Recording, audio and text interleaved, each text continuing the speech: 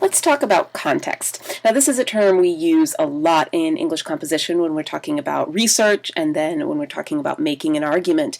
But I'm not sure that we always do a very good job of explaining exactly what it is and what it means. So I would like us to think about this using the metaphor of perspective and landscape that we've used before. If perspective and point of view means what you can see from where you're standing, or the place where you're standing that casts a certain angle over everything that you're looking at.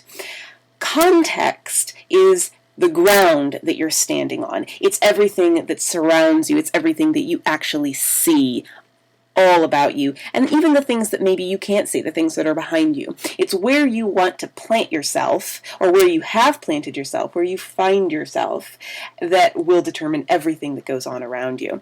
Context is incredibly important, and it's incredibly important for you to get a good sense of that landscape and of really where you are, and of all of the potential factors that will influence where you're going to go. Now, this is to belabor the map and landscape metaphor all the more.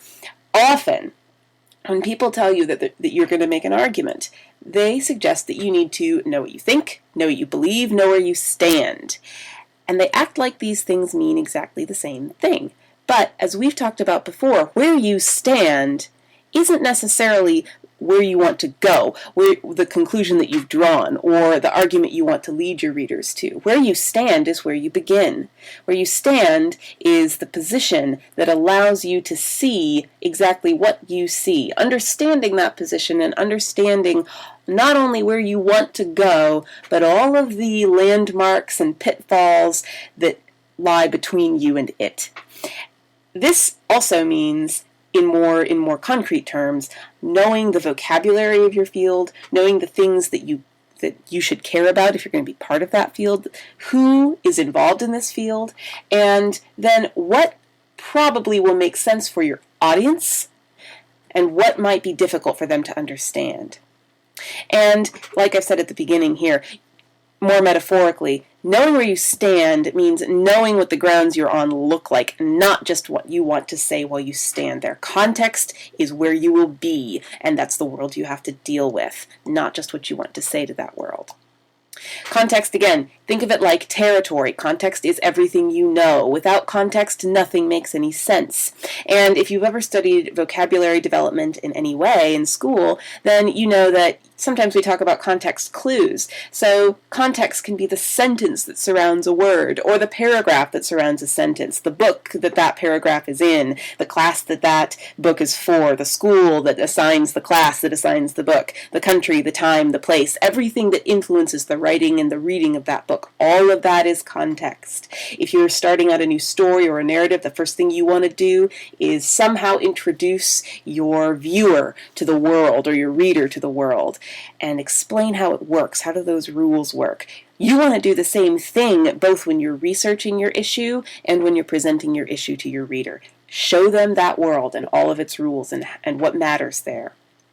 Again, and we'll come back to advertising in a minute, think of yourself like a salesman in this way. If you want to be a good salesperson, if you want to sell to an audience, then you need to do what every good salesperson does, and that is know your territory, both the field and the person that you're pitching to. Context, again, thinking back to vocabulary, it makes meaning. So many words in the English language mean nothing unless we have a context to put them into. And just think about the word run and all of the things it might mean. You might mean running, like the activity, the exercise. You might mean running for office. You might mean putting a run in somebody's pantyhose. You might mean running to the store. There are so many things that word can mean, and if you don't have a sentence or more than a sentence to put them into, you can't be sure exactly what the word will mean in context.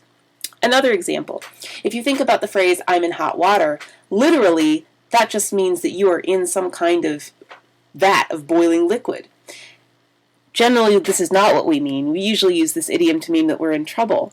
But depending on who's saying it, we as listeners will infer different meanings for that kind of trouble. So if a 5-year-old says it, then we might think that maybe the kid colored on the wall with a crayon. If a 16-year-old says it, we might think that person just wrecked a car. If a middle-aged person says it, we might think that person just lost his or her job. the guesses that we'll make, the situations that we assume and infer and expect, all depend on the context, the information that we have. It's also true that we use context when we want to make jokes. Often, well, almost always, jokes are funny mostly because we get them. And we can only get a joke if we have the information to go with it. If you don't have the context or the information, then probably what you need is somebody to explain it to you. If somebody explains it to you, then you might feel more like part of a community. You might feel more knowledgeable, but it's unlikely that you'll find the joke funny. Jokes are never funny when they have to be explained. But sometimes also, knowledge of what is to be expected or what your audience might expect can lead you to make jokes that are funny because things are exactly what you don't expect. Again, things are taken out of context. Fish out of water is the way that we usually like to describe that. And here's an example. If you're familiar with Monty Python and their particular kind of style, which is anarchic comedy, coming from anarchy, then you may be familiar with this skit. Here you have a normal 1970s, which was current for the time that they made this clip. You have a 1970s English living room, and all of a sudden a bunch of guys in medieval dress come in, calling themselves the Spanish Inquisition, although one of them is wearing a World War I pilot's helmet, which again, out of context, and just shout, "Nobody expects the Spanish Inquisition," because they're completely out of context. The whole joke here relies on the absurdity of the situation and how it has nothing to do with what you might anticipate. This is a really good way to make somebody laugh if they have enough information to understand that it's out of context. Otherwise, it'll just look like nonsense. It is, however, a terrible way to structure your arguments. This works really well on the stage, but I caution you against taking things out of context for the reader. Don't assume that they can follow or they have all the information. This is another example of the way that context makes something funny or completely fails to. If you recognize this movie, then you probably grew up at some point in the 90s or after, and you're familiar with the film Aladdin. In that film, Robin Williams' character, the genie, was incredibly popular with kids because he was doing all kinds of outrageous things, and he was very funny a lot of the time, but a lot of what he did was impressions of important, famous 20th century figures. This wasn't always just to appeal to the kids. This was mostly to appeal to the parents that were watching with the kids. And when I was a kid and this film came out, I absolutely did not get this joke. In this moment, the genie is impersonating Jack Nicholson because he's giving some really sleazy advice to Aladdin there. I didn't recognize Jack Nicholson as a 10-year-old, and I had to ask my parents to explain it to me, and I just didn't get it. It wasn't funny. It wasn't for me. Fortunately for the film, there was plenty more that I did get, and that children my age would have gotten too. But if they'd only relied on pitching this joke to adults, kids would have been completely lost. Here's another thing that comes up a lot in our culture right now is reference humor. In fact, a lot of our humor right now, especially on the internet, is based on making reference to things that people might have knowledge of. And there, you really are assuming that your audience has the same set of cultural information, the same context that you do. This is a clip from Family Guy, and if you've ever watched Family Guy, then you probably know they do a lot of reference humor, a lot of satire, but then really, even more than that, they just do exact representations of other things, and often in contexts that look strange. Here you've got Stewie, the baby, and he did a spoken word interpretation of Elton John's song Rocket Man, which is sort of funny in and of itself, but it's much, much more funny if you're familiar with William Shatner there on the left of your screen and his spoken word interpretation of Rocket Man in the early 1970s. If you're familiar with that, then Stewie's impression of it is much funnier because you recognize it as an impression. If not, it's just a strange thing that happens without any context. Now, this is the way that you probably have heard the word context the most. Politicians love to use the phrase, "you've taken what I said out of context." And they have a really good reason for doing that. Often what politicians say is taken out of context. And it's done to make them look bad. We live in a culture right now that relies on sound bites. And if you're not very good at coming up with quick, short sayings that people remember, then you may suffer at the hands of social media, especially if there is somebody who is out to get you. And politicians are certainly in that position. And I have a couple of examples that both come from the same source, the 2012 presidential election. In 2012, President Obama took a lot of criticism from Republicans after he used the phrase, "you didn't build that." They built a whole campaign around suggesting that he didn't believe in American enterprise and wanted to take credit away from people who had done hard work and achieved things on their own. However, if you look at the full quotation, which is long, I'm not going to read the whole thing. You can do that on your own time if you pause the video. But he suggested, really, if you've got a business, you didn't build that because somebody else made that happen through helping you. He suggests that although individual achievement exists and is important, nobody can do that without social structure and support and community. And so you may disagree with his ideology, but to suggest that he doesn't believe that people are capable of enterprise or of invention is not exactly to represent his point. It works both ways, of course. Mitt Romney, in the same election, was criticized for the quote, "I'm not concerned about the very poor." Democrats and other people who wanted to criticize Mitt Romney then suggested that he was out of touch, that he didn't understand the plight of the working person. And this fit really well with the narrative that a lot of people had for him. However, if you look at his quote, he suggests, "I'm not concerned about the very poor. We have a safety net there. If it needs repair, I'll fix it. I'm not concerned about the very rich. They're doing just fine." And then goes on to say that he suggested he's concerned about people who exist between the very poor and the rich because there is not necessarily a social support system or a lot of money. Again, this does represent a different ideology from President Obama's, and you may disagree with it.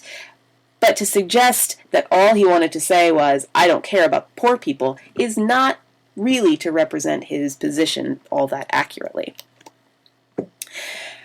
This also happens in terms of advertising. Sorry about that. This also happens in terms of advertising. We live in a world where people want to know what they're getting and where products are both sold to us using language and then criticized and reviewed and promoted to us using language. Obviously, people who are selling to you only want flattering things to get out to you. And so often what will happen is reviews will be excerpted or blurred and only the flattering portions will be presented. This is generally legal because actual words that are used will be presented to you, but other words will be left out. And let's just look at a couple of examples. When the film Seven came out in 1995, originally Entertainment Weekly reviewed it this way. And you'll see they're only praising the credit sequence and not really praising it. They say it's a small masterpiece of dementia. This is hardly flattering. But that's not a problem for the producers of the film because ad copy then only took out the phrase, "a small masterpiece," and put that on the posters. Those were real words that he said. This is not a lie. However, it is a misrepresentation, and that's not particularly ethical. Another example, when the film or the TV show Lost came out, it was reviewed this way in Vanity Fair. Again, not flattering, but the producers of the show excerpted just a hyperbolically silly and completely misrepresentative quote, as if it were the real review. Now, I call this tricky, and I don't shy away from calling it evil. This is a way to win, but it's a way to win dirty. And also, when we're making arguments in this class, I don't want you guys to be focused on winning. I want you to be focused on adding to knowledge and getting to the truth, and then presenting the best argument you can to your readers through the honest use of research, which is one of the reasons that it's good to go into research with questions rather than a point to prove. Then you aren't tempted to do what political opponents and what advertisers are tempted to do, because it's dishonest. It's an example of how not to do research. Now, in the next lectures, we'll be looking at the way that context really functions in our position where you guys are researching and making researched arguments. And here you'll see there are two basic uses of context for us. One is to establish context for yourself so you know the grounds you're standing on. We've talked about that quite a bit. The second is in presenting your context to the reader so they can understand what you've understood and so they can find you authoritative. Join me then.